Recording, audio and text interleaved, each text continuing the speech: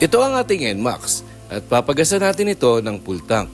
At dahil ito ay galing sa kasa, ito ay may reserbang 2 litro. Magkano kaya abutin ng isang full tank ng NMAX?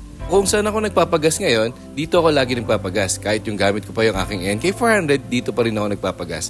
Dahil isa to sa mga murang gasolina dito sa may Fairview. Tingnan nyo kung magkano yung presyo. 50 sa premium, 49 sa regular. Di ba ang mura? Ayos! Alam nyo na, sa mga susunod na content, maghahanap ako ng mga murang gasolinahan dito sa may Fairview. Minsan alam nyo ba dito sa may Jade Blue, nauubusan ng gasolina dahil sa sobrang dami nagpapagas dito. Minsan nga naabutan ako dito. Umagang-umaga pauwi ako ng bahay. Walang gasolina.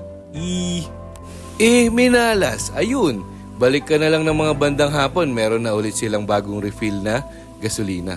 So inaabot din pala ng 300 plus ang isang full tank ng NMAX. So kung pabalik-balik lang ako ng bahay-trabaho, aabot naman siguro to ng 1 linggo. So yun lamang po.